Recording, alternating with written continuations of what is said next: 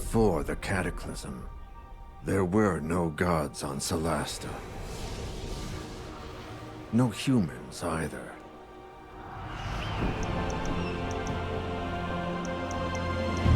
Then, the rift opened. Some say it was a magical accident, or the work of an evil god. No one knows for sure. The Cataclysm destroyed the old High Elf Empire. Palain, they called it, and twisted the land beyond recognition. Now, only the brave and the foolish go there, in search of ancient treasures. But something is happening deep in those Badlands. Whatever it is, it can't be good. You got that right. Alright. It was the year 1024 after the Cataclysm. New states have arisen around the Badlands and crave its treasures. A newly discovered road offers a safer route into the ruined heart of the Empire from the Principality of Masgarth, upsetting the balance of power. The Legacy Council is formed to ensure that this knowledge is shared. It issues a call for agents to explore the Badlands in its name. Adventurers flock to Kir Cyphlan, the Principality's capital and the home of the Council. Four strangers meet in the Grave Keep's Cask, close to the Council's chambers.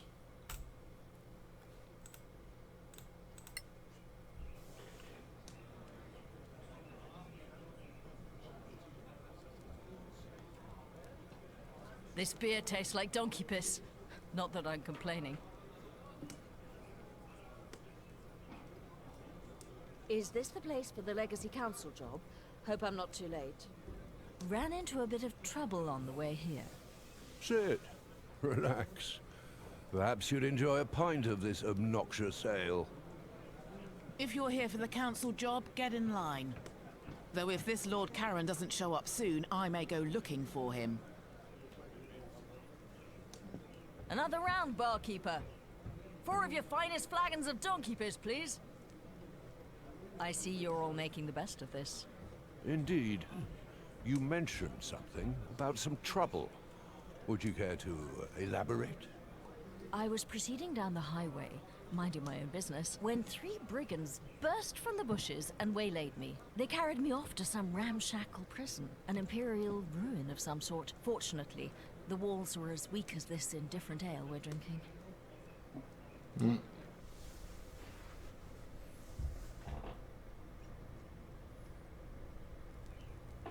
So this is basically part of the tutorials now. So there's 4 tutorials if you've seen my earlier playthroughs of the beta. We're going to fly through these, but the gist of this is basically to show you the mechanics, how to move, how to use the cursors, how to use your mouse, the WASD keys, for example, what they basically do. So again, I'm going to kind of fly through some of this stuff, but again, you can read these as you guys see fit. Go to next, understood, okay? And then you're basically just going to go look around, check out your area. Notice how you have your attack, use, power, cautious. All that will be explained when you do the fighting tutorial. Remember, this is our paladin. This isn't our fighter. Not that it matters. Everyone's capable of fighting on my team. It's just the tutorial seems to be geared towards a escape tactic character, someone that's going to be a rogue type character, which we have, a character that's a pussy, which is my character, and that they're basically just going to explore. It kind of shows you the sleeping mechanic and shit like that. And then there'll be another character that shows you the fighting tutorial. So hopefully you got one that falls into each of those categories. Again, this is just showing you about your map and your compass, how to use the quest log buttons and so forth, your journal and so forth down here. Quest log. So if you press J for journal, of course, you can go here, you get your adventure log, get more information, bestiary, which we've yet to unlock anything, or different reactions with factions. Knows how Antiquarians, as a party, it seems to be that we are pooling our resources, so to speak. So knows how we are particularly favorable with Antiquarians. This character shouldn't be. It's my character that loved the Antiquarians, and the Antiquarians love me. So this is why we're seeing the plus 15. But this is like a universal thing then for the whole team. Notice how we also have the Principality of Masgarth here as well. Princess Kaywood, Silverflower, Captain Verissa, Ironshell, permanent members of Annie Bagmorda and Milan for the Scavengers. Tower of Knowledge, gotta love that shit for like wizard type shit. I'm assuming Circle of Danatar. The Arcanium, again, another wizardly one, you would think. So again, we have also information on tutorials and stuff here. A little Solasta wiki, which is obviously coming soon. The forums and stuff, so not exactly quick references, but they are there. Now I'm going to fly through this part here. Notice we're going to just basically make a beeline. This is letting you know how you basically crawl through stuff. So like literally I'm just going to this side by literally clicking the other side. It'll force them to crawl. Get to the other side and just do stuff. Notice how we have a tainer that we can loot. So we have a torch. Loot all button. Put it right in her light source ability. So she has the ability now to see things a little bit better. And the torches do burn up over time. There's also torches in the environment that may not be lit, that you can use like spells to catch on fire, for example, which is pretty fucking cool. And again, just letting you know that there's an interactable item there, which I already did. I love how when you, let me scroll back here. I love how when you get to a point where you can't see your character, they actually bend time in reality here to show you what your character is doing in that specific zone. It's much nicer. Here's another interaction here. If you highlight over with your cursor, you see that says click to push this object. So click it. And I so far have yet to have a character not be able to interact with that thing. So no matter how weak they are, it seems that they can push fucking solid ash boulders. Now if we move here, notice how we're going to automatically climb. This here is an actual interaction. This is we're going to climb to the other side, but basically it's vines that allow us to climb up. Climbing and jumping is explained in this tutorial here, but again, I'll just briefly summarize it. If you don't have a lot of strength, which this character does, or if you don't have athletic skill, which I also think this character does, you're not going to be able to jump very far. The base jumping, I want to say, is 2 across, 3 down, 1 up kind of thing. So again, she can go from here to here. Like any character can go from here to here. If you can't jump to this other side, like this, there's other ways around, which is part of the tutorial here to let you know that you can push this down, come over here, push this boulder, and then you can crawl through and then get to this spot. So then sometimes just by being an explorer, you'll have access to shit. Get some free gear while you have the chance. I highly recommend that you get every fucking opportunity. Notice, no path to that destination. We can't do that. We're gonna go here, hopping across, hop across again. Again, any character can do this hopping from here to here kind of shit. Otherwise, you've been trapped. So we're going to zip around here. Can climb up the thing. Hop down to this spot. Here. Interact with it. And now we can climb across. So you'll find shit like this a lot. And I'm just going to push on this just to show it to you. And again, that's how another character could come through this way. Now, if we go over here, I'm not going to click it yet, but you see here's the guys that fucking robbed your ass.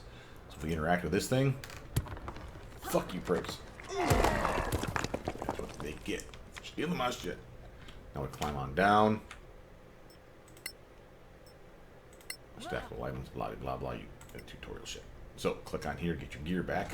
A little light is always welcome. Fully get you back out again. Notice how we got a candle now instead of a fucking torchlight. Put the torch away. We have a healing remedy. We have a sigil ring. What does this thing do?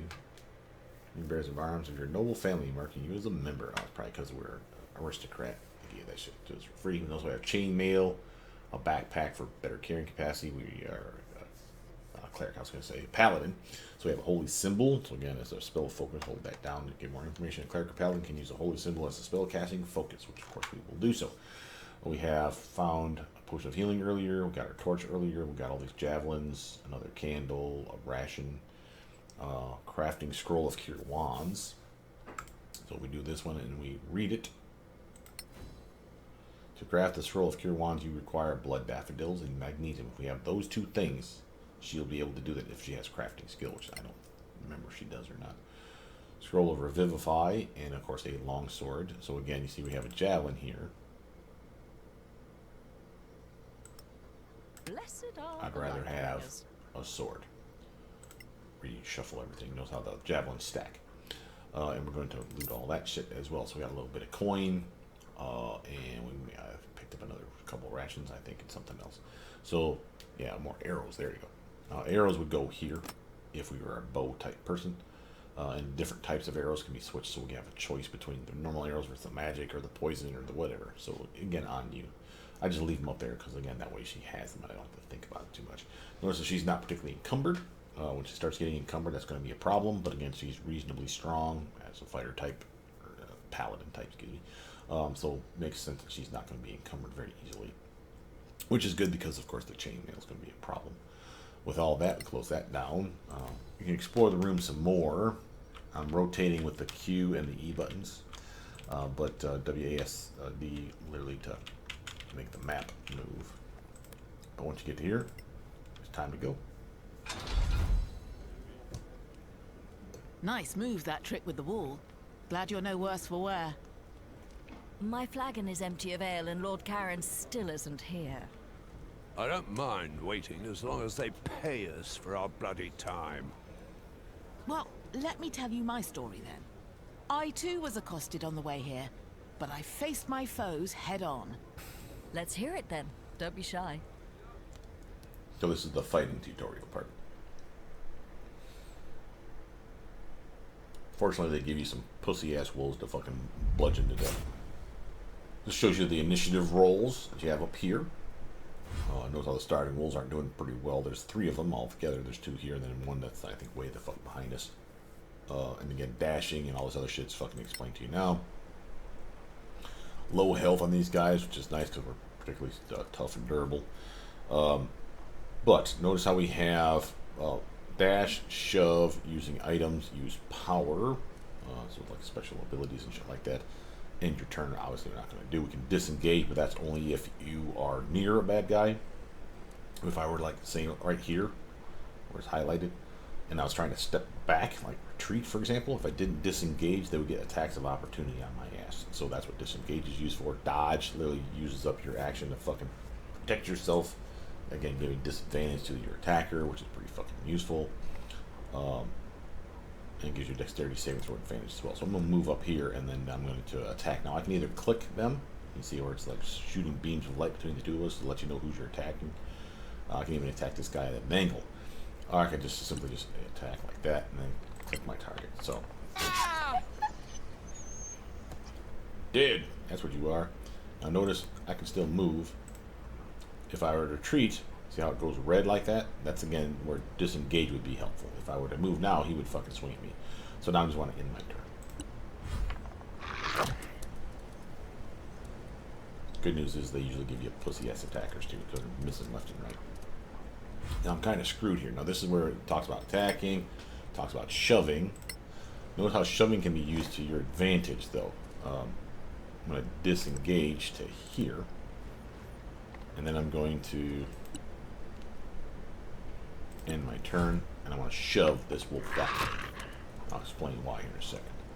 Notice how they attack with advantage. The reason for that is because they're both flanking me. Now it's showing how I could dodge, but I'm not going to do that. I'm going to do shove.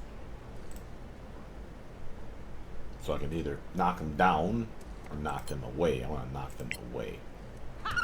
Bye, doggy. Felled you to death. Sorry, wolf is now dead. And my turn. Loser. Notice how he didn't have advantage anymore because no one was flanking me. Now, I can show you the shove where I literally knock him down. I don't think that fucking matters. I'm going to do dodge though. Just to show you what I'm talking about. He attacks.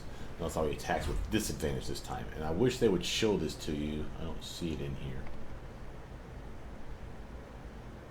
I wish they would show you the 2 different rolls to show you like this is the good roll, this is the bad roll. He had to take the bad one. At this point, I'm just going to finish him off. Or try to. Pussy. Thank God they missed left and right. He's dead. Now, that would be the end of the fight. However, they show you one other cool mechanic.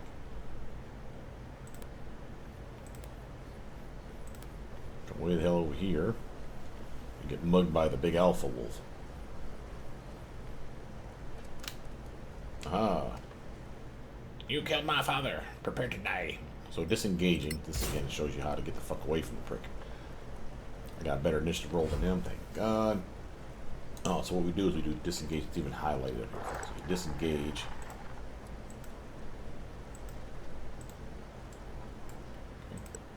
Oh, proceed. Sorry. Disengage to here. What the hell?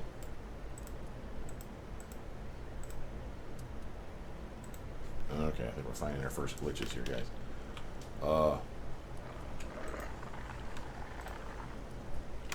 It's not letting me disengage.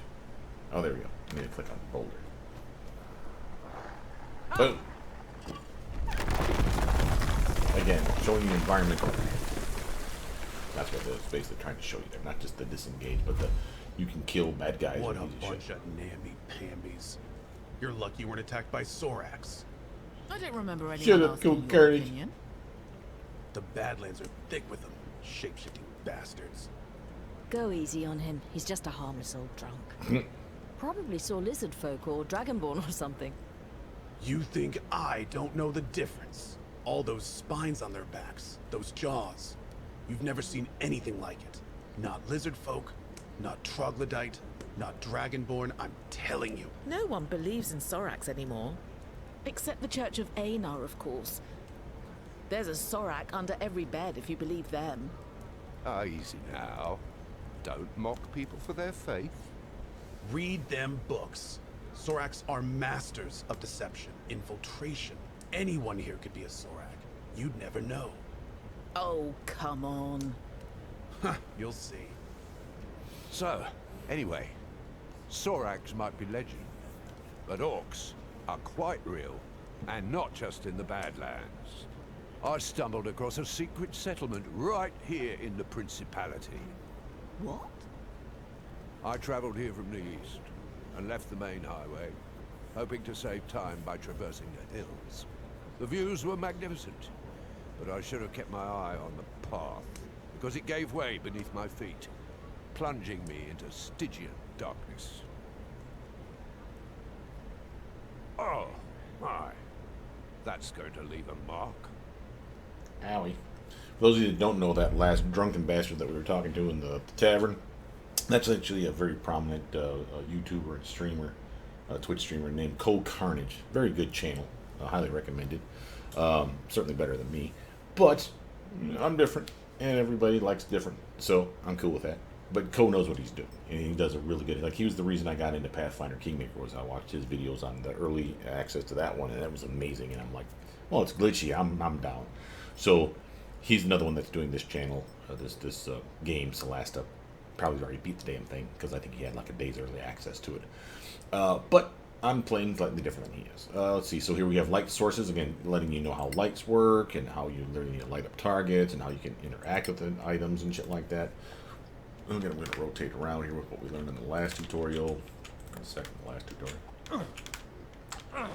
Now notice, over here, I can't really see much. I can't interact with things, right? Like, I'm trying to click on some stuff, and I can't see. Because I can't see, I can't fucking, shoot targets that I can't see. But I can cast a spell. For example, I have, again, Thunder Wave, Mage Armor, Magic Missile, and Sleep already prepared. I only got 2 spell slots to use, so I can only cast 2 spells. Notice how I have Sparkle, I have Light, and I have Firebolt. Now, Sparkle would light up the bad guys, or objects. Light can light up me, or an object I'm casting it on, like my armor, my staff, something like that. And of course, Firebolt can be used a single target, shoot shit to set it on fire. So let's actually cast a spell, light spell, and we'll cast it on our primary weapon.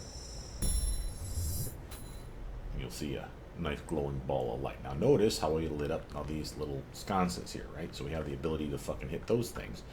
We can do one, say, with like firebolt, excuse me. Let's see if this sparkle actually works. Select 3 targets.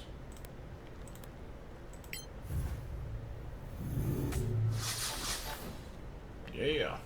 So that worked out well. I assume that sparkle would be more useful than firebolt, because obviously while it doesn't do damage, you can light up like 3 different things. So if you walk into a room, you want to light the whole fucking room up, boom, boom, boom, hit 3 different fucking sconces and candles, torches, whatever, and bang, you've lit up like 3 different fucking things to light up a fucking zone. Now notice that we have an interaction here. Before we go there, let's check the area out, make sure there's not like free loot because we get it carried on to our mission. Doesn't appear to be. Okay, so we want to go interact with this item. Just click it.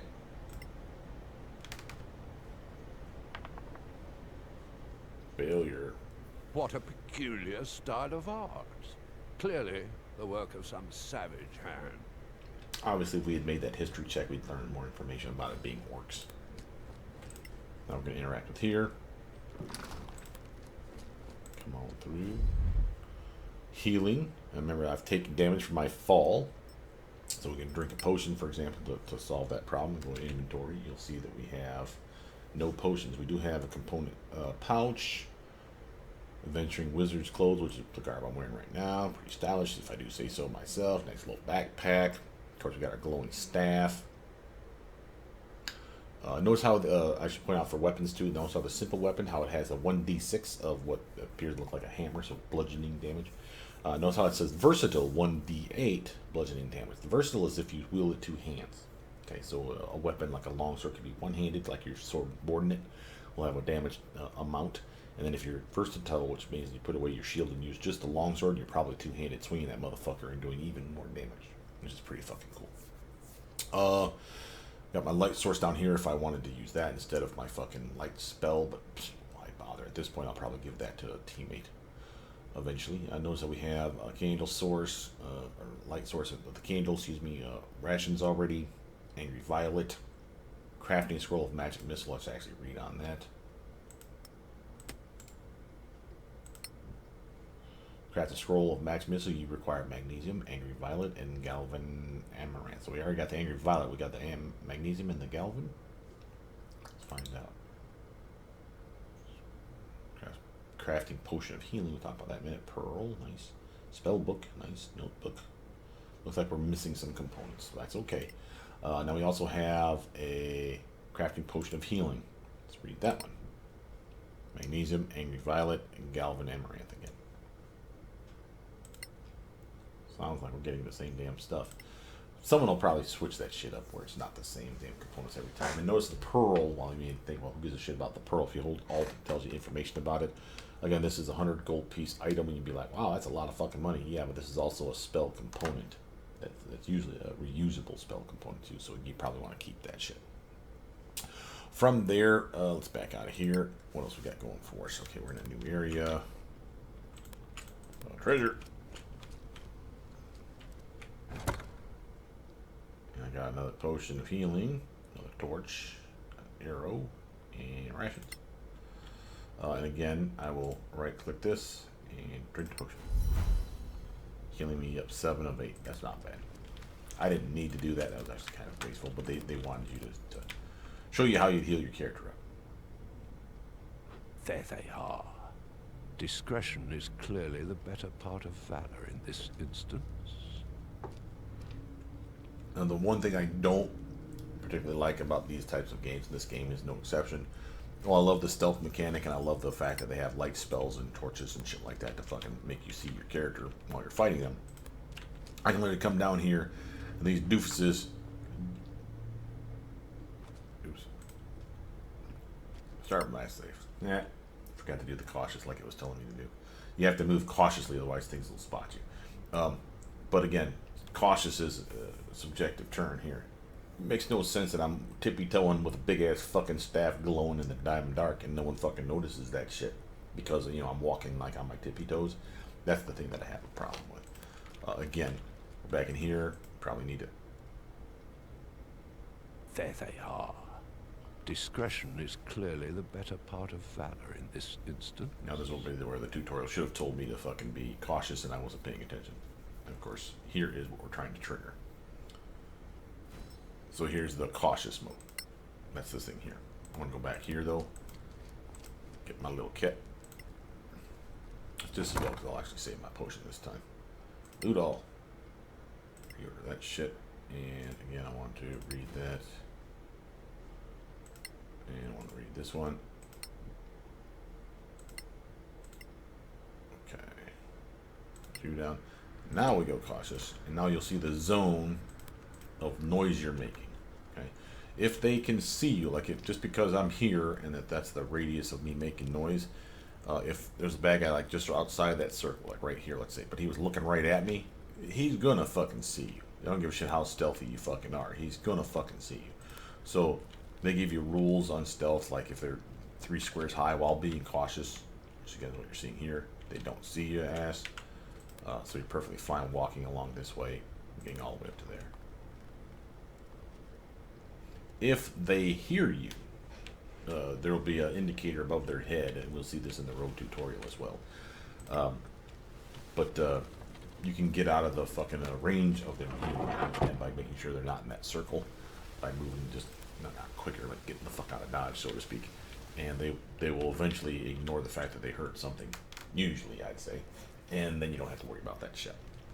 Again, this is the tutorial for not confronting anybody, not necessarily sneaking around per se, because the road tutorial handles that a lot better.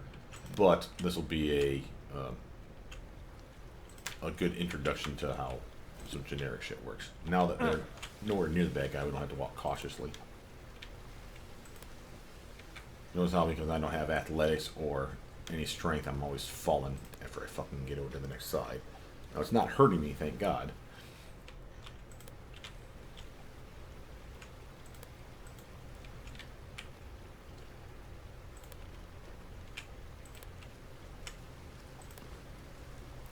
Notice we got something here, again, environmental interaction, and I'm zooming in with my mouse wheel for those of you that don't know why I'm zooming in suddenly. Get a better look at it. And we've just picked up Abyss Moss ×3 against an ingredient. Hold Alt, it tells you a little bit more. A rare moss found in the depths beneath Badlands. Obviously, it's an ingredient of some kind, so we'll loot all that. Reorder our stuff. Close that down. If you look at your map, you'll notice we have interactions, an empty chest, bad guys down there. And I do love these types of maps. It's a very nice 3D map. I'm very happy that they've made something so important. I'm going to be cautious again because I don't know they don't hear me on the other side of the wall. But going over here, I'm going to hop to the other side. Anything over here that we need? Appear to be down this way. No hidden treasure chest or anything. Long rest safe area. See that? So that's where you're basically headed to next, which is down here. And before we rest, it'll give us a pop-up tutorial letting us know that we need rest.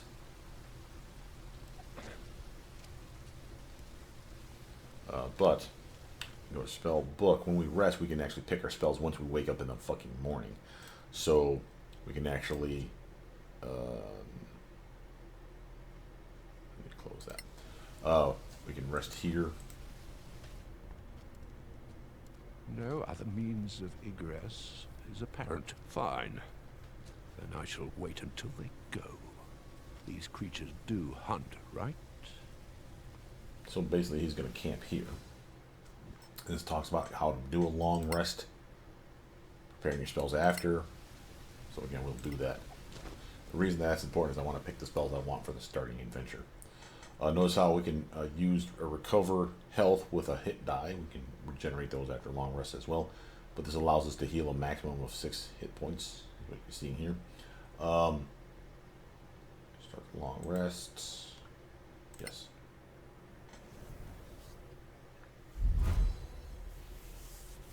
Notice how we healed up just from resting. And recovered half your hit dice maximum. So we have full HP right now. Spell slots, we recovered them if we had used any, which we hadn't. Prepare spells, now is your time to fucking wake up in the morning and cast or reselect your spells. So if you want to unclick them all or just clear all, you can do that. And then we can fucking pick the ones we want. For example, I would like to have Identify and Detect Magic on tap. The reason for that is because of rituals. Once I have them, I don't have to burn the spell slots. I can just waste 10 minutes of time.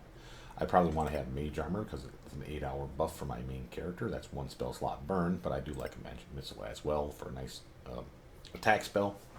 Auto hit. If that's not your thing, Thunderwave could be of value. Sleep could be of value. Again, your choice. I'm going to do Thunderwave because I think there's a solid mechanic here to be exploited in the game. And I want, or not exploited, shown in the game. So let's do that. Once you picked all your spells, and again, your infinite use cantrips are all right there. Just validate your spells. Close. Now, notice how we can crawl through because they're already gone. We waited long enough for the little bastards to fucking leave. Now just make sure there's not a fucking hidden treasure trove in here or some shit. I don't think there is. It never hurts. You don't have to be cautious anymore because they're no longer within earshot. Not sure I would have slept so close to a horde of orcs. Orcs have a very distinctive stink. I'm beginning to think Lord Karen might be a mythical creature. We've all told a tale of our travels here. All but one of us. Yes, but I have good reason for that. It's none of your bloody business. You can't have a true friendship without trust. What are you hiding? What are you hiding? Fine. You want to know the truth? I stopped on the way here to visit an old friend of mine, and discovered he was up to his eyeballs in debt with a loan shark. So he was in dire straits. Indeed. He put up a family heirloom as collateral and wanted me to reacquire it. Because you see, I can be quite stealthy when necessary. I like her character. Rogue's usually one of my favorite classes to play. Or if not a rogue per se, something that has rogue-like abilities. Bards being my favorite. Don't exist in this game, sadly. At least not yet. And I say that because the modding community in this game is fucking tits. Now, this will be, again, another one of those where we're going to do cautious walking from start to finish with the entire thing. And it's going to walking you through this. This is also how you spot things like traps, as well as things like this, where it's like, oh, I see footprints leading this way. And again, it's kind of counterintuitive because, like, why the fuck would you want to follow the footprints? Because that's usually where the bad guys are at. But this is the way you're supposed to walk.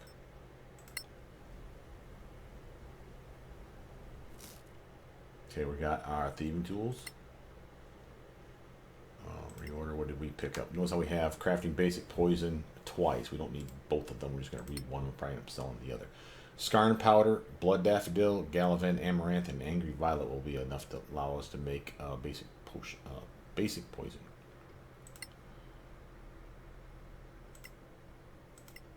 There we are. Notice how we have thieves tools twice because we actually got thieves tools for being a rogue. This was, again, if you didn't play a rogue type, they would give you thieves tools because you will need them. So you hold Alt down. Contains a small file, a set of lockpicks, a small mirror mounted on a metal handle, a set of narrow-bladed scissors, and a pair of pliers useful for disarming traps and opening locks. So obviously this is what this tutorial is going to teach you. Okay, notice how she also has poison damage. She also has an antitoxin, leather armor, backpack, typical stuff. She's got an arrow here, but she is a bowsmith here, so she's got some short bow work going on here. Nice torch. She's double wielding, so dagger and dagger. So again, pretty helpful. Oh, Liam, always thoughtful. Liam was the one that left her the fucking lockpicks. Interact with this. Go inside. Always being stealthy. And this is where you gotta start being careful. Bad guys abound. There's gonna be guys up on the the rooftops. What do they call those things? Lock picking. Just interact with it. Nice.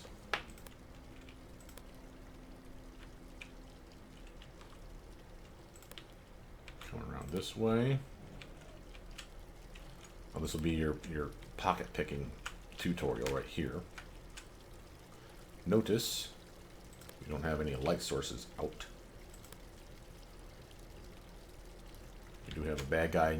If you hold the cursor over them, you see which way they're facing by the arrow around the circle. See that? So this guy's facing away, this guy's facing away. But this guy's going to turn around, walk back and talk with Mr. Chatty over here, then turn and walk away again, probably.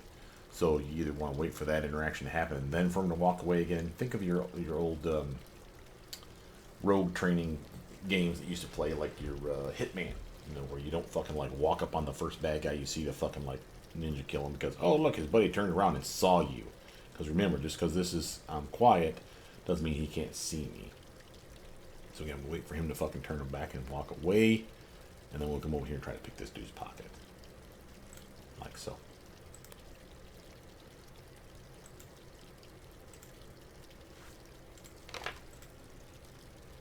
Or not. Do I not have the pocket picking ability? Why don't I have pocket? picking ability.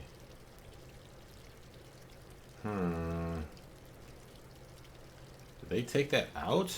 Oh, tell me they didn't take away my pocket picking, man. Aw. Boo. Alright, hold on a second. Journal.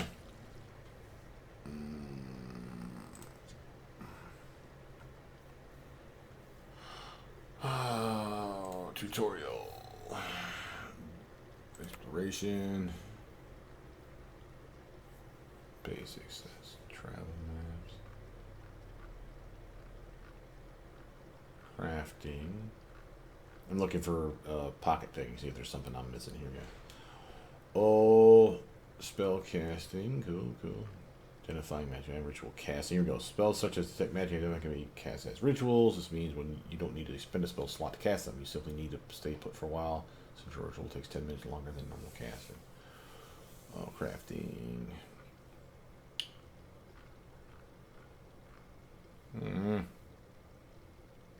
Combat. I don't think it's considered combat.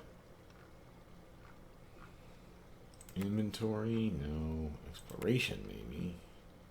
Map icons, fast travel. Gathering your party.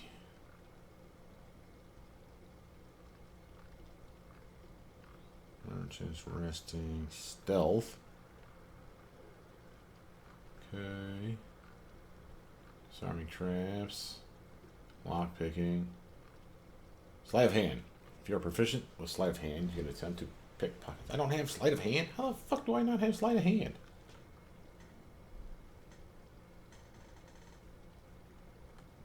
Alright, well, this is part of that tutorial though. Let's close that. Am I doing something wrong? Like maybe I need to have nothing in my hand. Unlit inventory.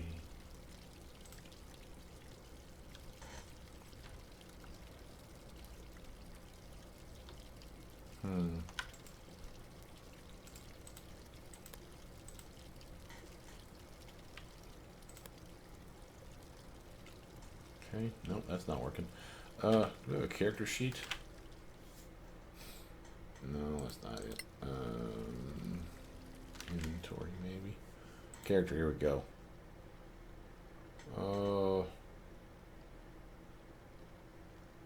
Proficiencies.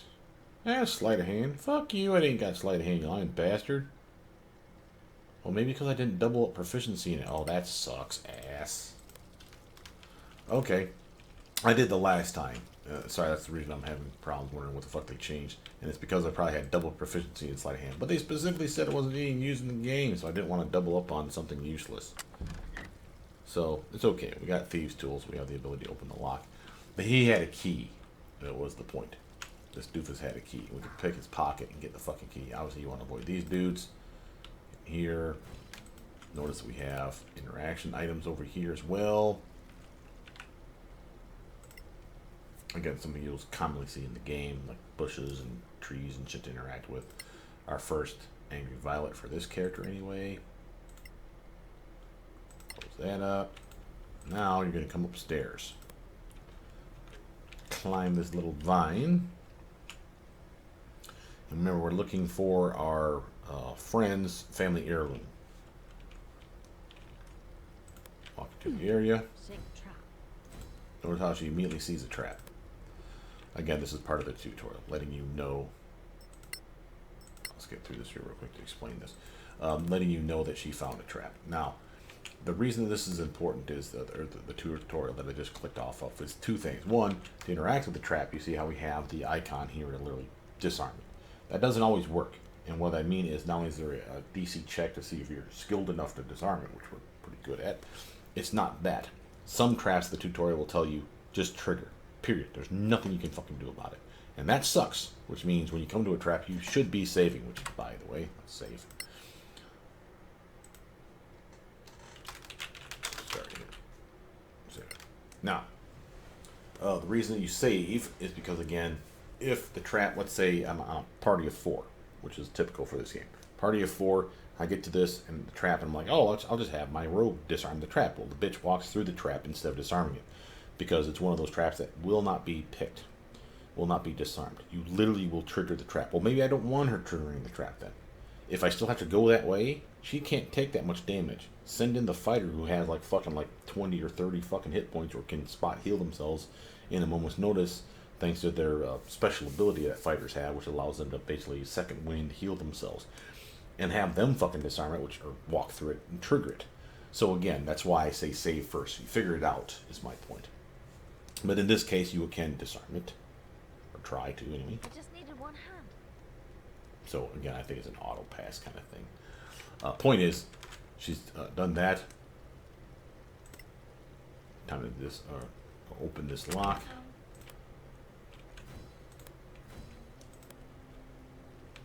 Now notice something else outside as we walk past these. Now things kind of light up a little bit. It's because we can now see.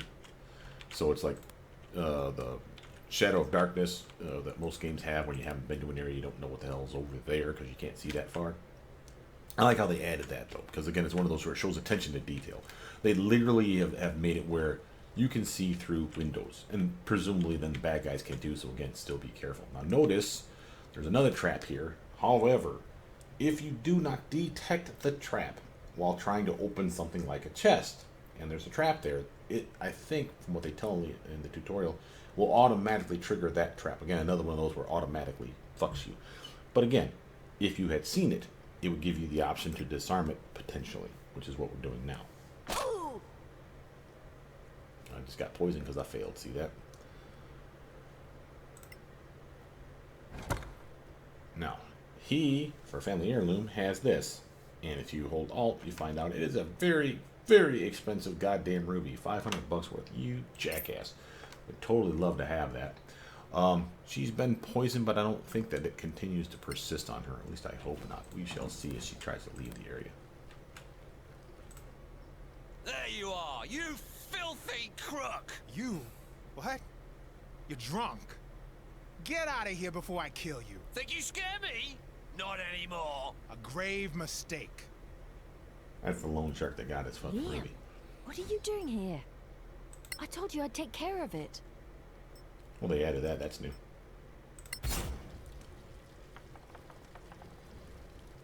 Oh, I got a really good initiative roll on that. Now, notice we have the ability to zip over here and fuck this guy over, but if we dash,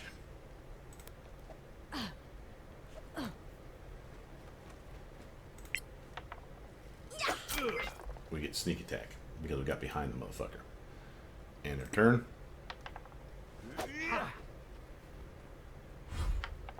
Hit me for some solid damage. Now at this point, we're just going to attack. Boom. Well deserved.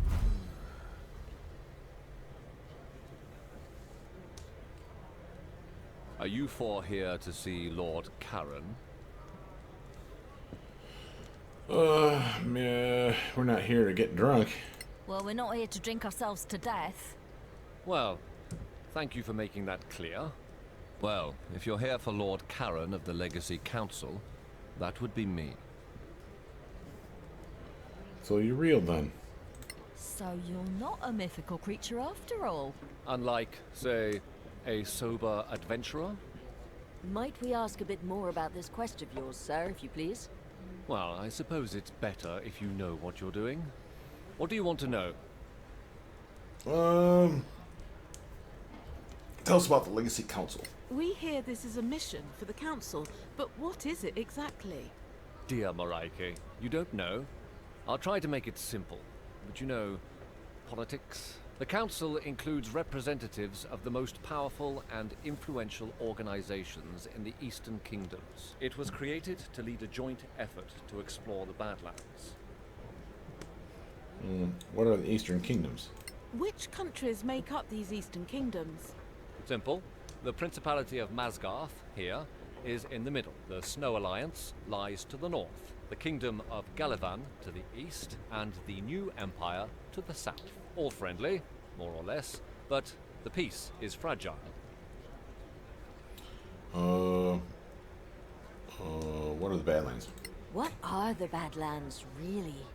Simply put, they are a monster-ridden, chaotic wasteland that used to be the elven empire called Manicalan. It was destroyed about 1,000 years ago by the Great Cataclysm. Now, only ruins remain, full of forgotten knowledge, riches, and dangers. At least he warns us. I mean, it's not like he's lying. And I don't want to care about the organization, so we know enough. I think we know enough now. Thank you. We're good, thank you. We should go, don't you think? Very well. Come, gather your things. You're late for your swearing in. Hurry up and wait. The story of my life. Oh, poor baby. So, they literally now take us to the main capital here where the council's at. And we're going to literally walk through the town a little bit.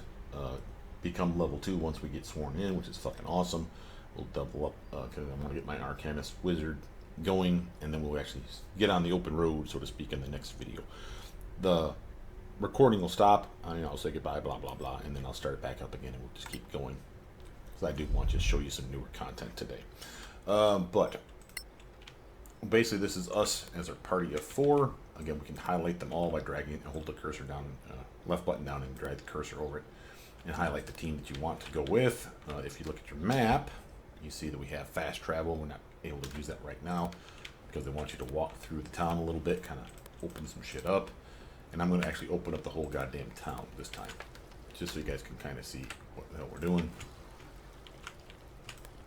Now, obviously, there's places we're not going to go until we're done with being sworn in. Just to give you an idea that there's a whole pack of fucking people in this goddamn town.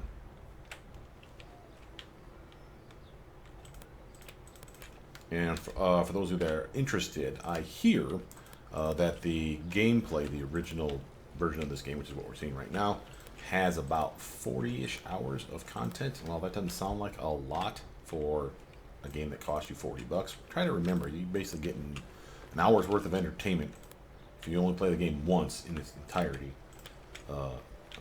per dollar expended. And I consider that a good value. It's a clearly decent game. It's visually not too impressive, but again, remember this was also developed with like a development team of like, I want to say 20 or less people. I want to say 17 was the number I remember hearing. And that's a small number of people to make a game this detailed, so I'm pretty impressed. Again, if we put on the map, you can see all the places that we've been so far. I notice how we have city guards, headlines, sure spell, unknown drunk. That was Code Carnage, by the way. Carol Martel, that's probably the bar owner. We have Annie Bagmorda, we'll talk to her later. We got Hugo Requer and Gorham Ironsuit. These guys again are city guards. We have another Matey Green Isle. We'll probably talk to these guys this time around because we didn't the last time. Zoom back on the team. Tab? Yeah, zoom us back to where we're at. And again, now we can walk around the circle this time. Again, there's people to talk to here. We're not going to do so yet. We want to get sworn in, get to level 2 first. Again, if you pop on the map, you can see how big it is.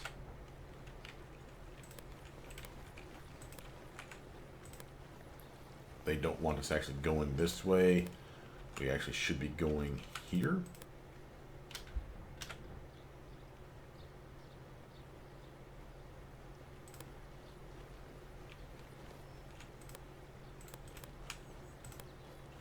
And this is where we... Nice gardens. Thank you. Again, just to check through stuff. Oh, hey, I didn't see this last time. Fuck yeah, free shit. Stealing from your garden. 3 angry violets. Dang it. Close that shit up. Well, that's bigger than I thought.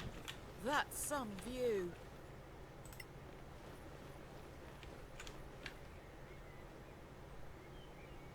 So our eternal heroes, these must be the backers of the game. I wonder if Code Carnage in here would be our C.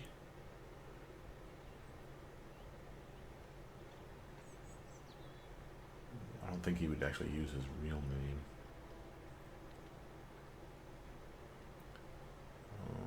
Lord Archer. Seems to be alphabetical. And I'm guessing that the first list of people, then it's, the alphabet starts over again. It's probably the tier of what they paid in for the game. He's probably in here somewhere. I'm not going to waste too much of you guys' time to try to look for the guy. But it was fucking nice that they went out of their way to sponsor the game, because it really is a really good game. I think that it's worth the amount of money that you're going to spend on it. And the fact that the modding community already exists, that they've already made their own little quests, so we can actually do content beyond this game once the game is over. You'll start over, obviously, or maybe they'll make it a mod, I don't doubt, where you have to be like level 9 or 10. And again, if our characters are capped out at level 10, why not fucking play that module? So that'd be fucking cool to see what they have. Let's come over here. Run through the forest. And just looking around more than anything, just to see if there's any more interactable items. And again, once we get to our map, it should probably tell us if we have any interactable items. So again, if you zoom out here, you see like we have like that there, the angry bush that's empty, a bunch of people to talk to, and the different factions, circle of Denanter. This one here is the Tower of Knowledge, Maddie. We have the Arcanium. And again, some of the reasons they're probably not talking to us is promontory. Probably the reason they're not talking to us is because we don't have any standing with that embassy, if you will. And like this one here is an embassy for the Antiquarians.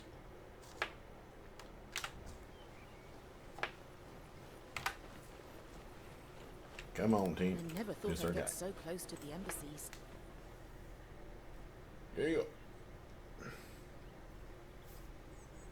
Look at the size of this council hall. So this is what they spend our taxes on. Look, is that the princess? What's up, sweetness? Wait, is she leaving? Apparently so. Then who will administer the oath? It's not her role. There's an oath keeper for that, I think. You thought it would be the princess? No. if she rules the whole principality, who's more important? Lady Keen, the council's oath keeper, is trusted by all. Lord Karen. Yes, milady.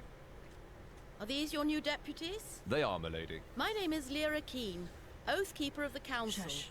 Quiet, everyone. And I will be administering your vows. Once sworn in, you will carry the authority of the council wherever you go.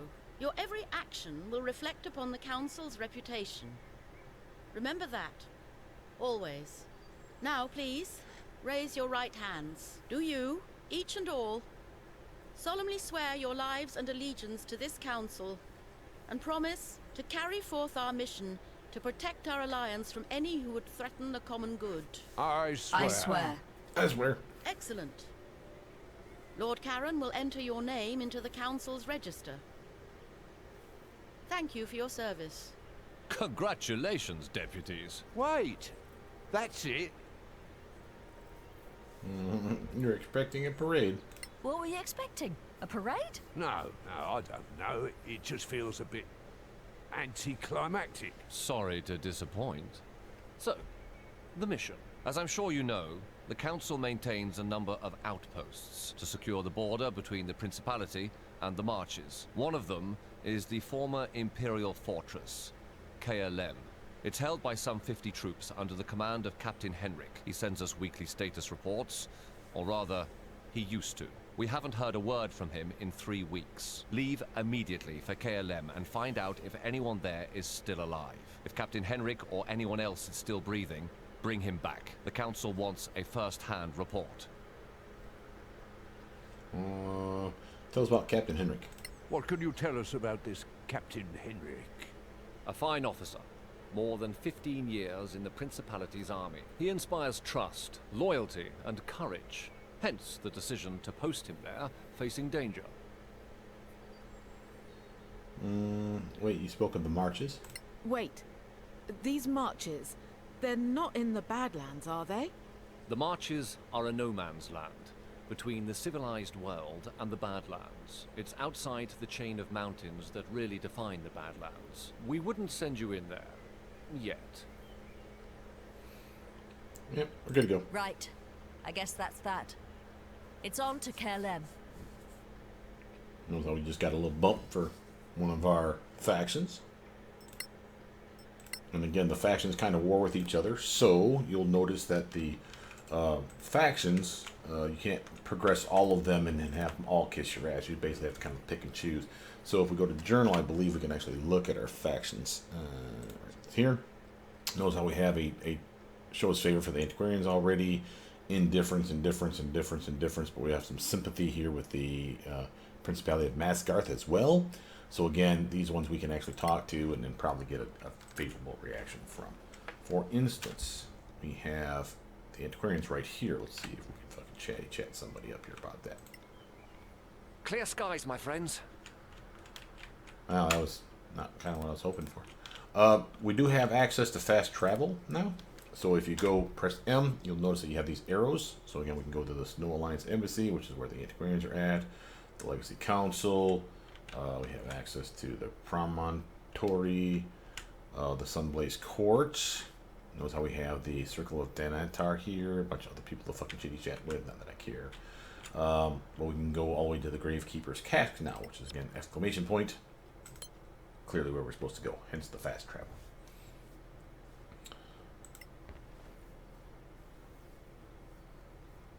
Hello, adventurers. What can I offer you? Need a room. We'd like to stay for the night. Sure.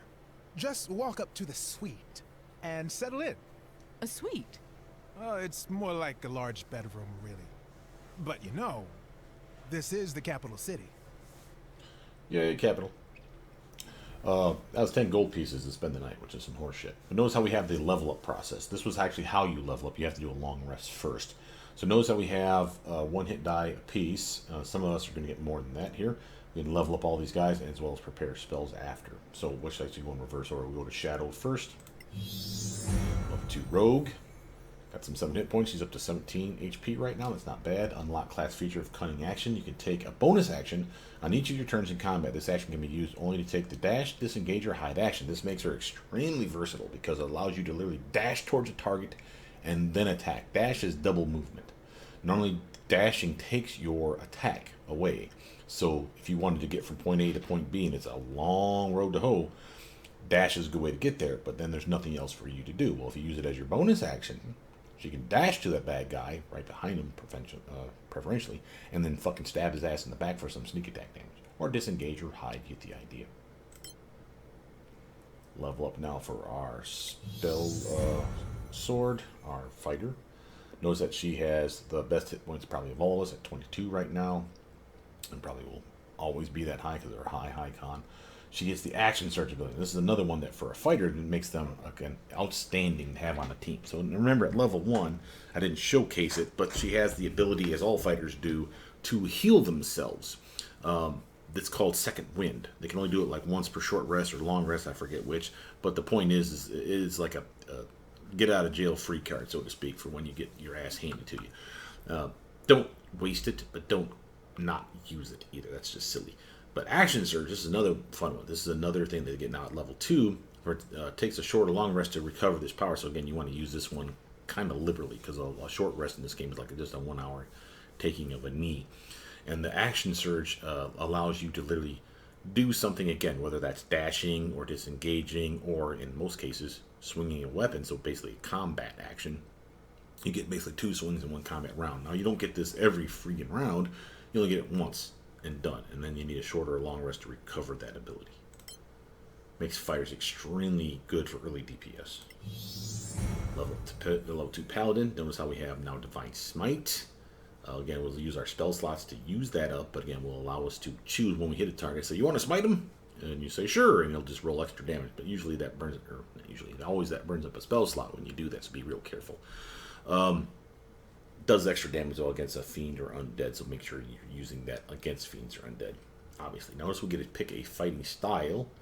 We'll get to that here in a second. Paladin spell casting. We actually have Paladin spells now.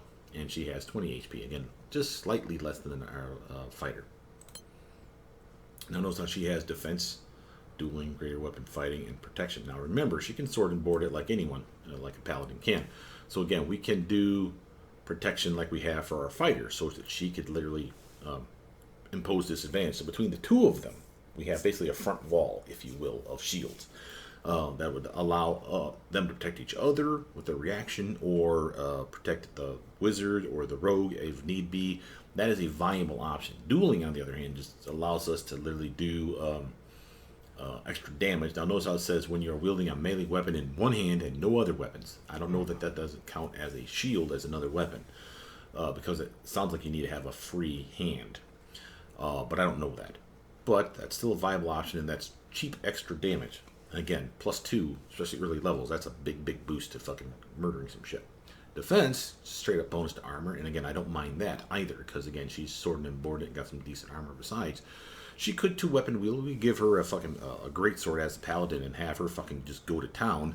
That literally allows her to do more damage theoretically. What does that mean? It means if she's using a two-handed weapon, or a weapon that's a versatile weapon, like a long sword where she can switch it from a one-handed grip to a two-handed grip, she can do extra damage. And how does that work? Well, when she rolls a 1 or a 2 on a damage die roll, she gets to re-roll that. And then she has to keep the next roll after that. So if she rolls, let's say, a 2 first time, she can re-roll it. So let's say she rolls a 1 the next time, she has to keep the 1. So sometimes it sucks, sometimes it's helpful, sometimes it does nothing. So she rolls a 2 and a 2, or a 1 and a 1, again, nothing changes. But is a better chance for damage. And let's just say it, if you rolled a 1 and then you rolled a 6, you're fucking happy. Right, you just got a big boost to your fucking damage here, so you can see the appeal. But you'd have to use, again, a two-handed weapon, or a weapon with 2 hands. Say it that way, probably make more sense. But again, I do like the idea of protection for a solid wall. Let's actually do that. Notice how she gets to prepare spells now, and she has 2 spell slots. She can have spells currently of Bless, Cure Wounds, Detect Evil and Good, Detect Magic. Notice how that's a cantrip, or a ritual. Divine Favor, Heroism, Shield of Faith, and Protection versus Evil and Good. Now, if you are smart about this, you should really be alting and holding down the alt button while you're checking all this shit out, because you want to see shit like, is there a spell component to it? There is a material component, which is probably your spell focus. Notice how she can grant Bless, bonus to everyone's attack and saving throws for 1 minute. That's not amazing, but that's a pretty decent buff for you and your team for just wasting on somebody. Cure Wounds, obvious spell we're going to pick. I'm not even going to focus on that. But notice Detect Evil and Good. That's actually pretty useful. Again, not amazing. But again, of value, and this is a 10-minute duration. That's pretty decent. Heroism, on the other hand, hold on this one. An ally gains temp HP. It says 0 temporary hit points. Clearly, that's just a typo. They just need to fix that shit. But an ally gains temporary hit points and cannot be frightened for a limited time for 1 minute. Again, that's not a terrible spell to have. Divine Favor is a solid spell for her for some serious damage output for herself. It deals an additional 1d4 additional radiant damage per smite, or per hit, excuse me. And it lasts for 1 minute. So again, we'll pick that one as one of our 4 spells. See up here. Detect Magic, again, she doesn't need it, because again, I have it. But again, if she picks it, then I don't have to, because she can cast the ritual, right? So that's a possibility as well. Protection versus Evil and Good, again, that's an armor bump, if I'm not mistaken. Causes a disadvantage against aberrations, celestials, elementals, fays, and fiends, and undead. While attacking, the target cannot be charmed or frightened or possessed by those targets. If the target is already charmed, frightened, or possessed by such a creature, the target has advantage on new saving throw against the relevant effect. So it literally allows you to help your teammate out that's already been fucking freaking out over the evil motherfucker that's in their face. But Shield of Faith now is another armor upgrade. It can be cast as a bonus action. Increase an ally's armor class by 2 for a limited time, but it's a 10-minute buff. You better believe that's a solid pick. Still got one more to pick. Well, what would we cast? I like Heroism. I like Bless. Let's do Bless. Validate those. She's done. Notice how 2 hit die, 2 hit die, 2 hit die. And this allows us to burn hit die to heal up. Again, something that's going to keep us from needing a cleric, ideally. Now, my turn. Level up for him. Level 2 wizard. Terrible hit points. Not surprising. Even with a con of 14, I'm still sucking it at a 14 here. Grants you specialization in a certain kind of magic. We'll get to that in here in a second. We got an extra first level spell slot and 2 spells that we can add to our spell book. Get there. New arcane recovery once per day. When you complete a short rest, you can recover a number of expended spell slots, max 5th level, up to half of your wizard level rounded up. So we're level 2, so half of that would be 1. So we get to recover a level 1 spell. Now, of course, this is where we get our Shocked Arcanist. And again, if I haven't mentioned this already, modders have already added to the game in a way where if you download their mods, they've added different arcane traditions. They've added different rogue subclasses and fighter subclasses and shit that's out there. Same with wizards. They've added one where I think there's like a fucking sword saint of all things added to the fighters. It's not the sword saint that you remember from Pathfinder Kingmaker, though. Be real clear on this. Notice that we have 2 new spells to pick from. Notice that that does not include cantrips. So we literally want to pick from the ones here. Now, the ones that we already have are grayed out, so you don't have to pick them again. Notice now I can grab things like Burning Hands and Charm Person, or I can get Comprehend Language, the last ritual, maybe a Grease spell. My reactive shield spell, that's still a bad idea as far as I'm concerned. Jump is actually pretty useful for getting around places. It doesn't last long, I don't think. Yeah, 1 minute. But if you really needed to clear some distance to get to a piece of treasure, you could cast this perhaps on yourself or maybe even the rogue and have them, you know, leapfrog their way to fucking success, basically. I do like the idea of Feathered Fall, though. That one's actually pretty reactive. Yeah, reaction, 1 minute. So if we like get pushed and shoved off a cliff and I had this spell picked, then as a reaction it'd say, you want to cast Featherfall, right? Yeah, versus dying, yeah. So again, that's a valid option. Expeditious Retreat for obvious reasons, but again, I would err on the side of probably wanting something more protection. So let's get some protection versus evil and good. Notice how we get to prepare our spells now for here. So again, I'm just going to clear all, and then now we have 5 spells to pick from. This is our spells, those 3 spell slots a day. So I'm going to grab that Thunder Wave again. I want that Mage Armor again. I want that Identify again. Let's grab that Detect Magic again. And now we got 1 little to pick from. Let's grab that Sleep spell now so we can actually have some fun crowd controlling some people, shall we? We validate that. Close up. We've officially rested. Now we want to come back down here. Perhaps talk to the unknown drunk. You got something to say to us? Mr. Cole. Go get killed in the Badlands. He's a cheery fellow, isn't he? Now, we can again fast travel to other places, for example, like here.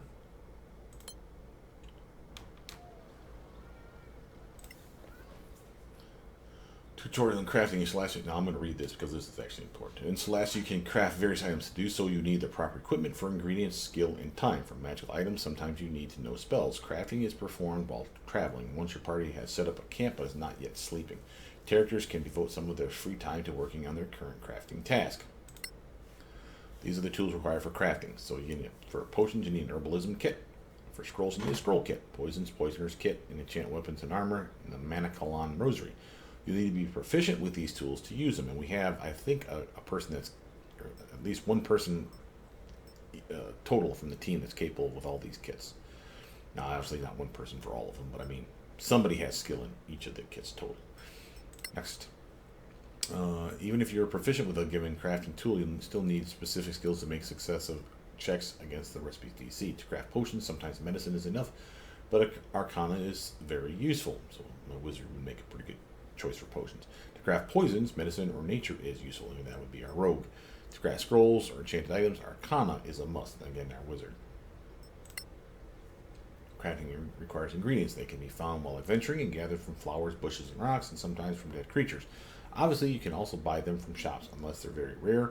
Enchanting requires primed items that have been magically prepared by the for enchanting by Manicalan master smiths whose secrets were lost in the cataclysm. Generally, a primed item will require a very rare additional ingredient to fulfill its potential. So again, like if we wanted to make a magic sword. Finally, to craft an item, you need to know which ingredients to combine. These recipes can be learned by reading manuals or taught by masters. Solastan factions generally keep copies of recipes and sell them at good prices to their friends, but some can be found out there in the Badlands too. Only a recipe has been learned. Once a recipe has been learned, all the party can use it. Crafting interface. To start crafting, open a character screen.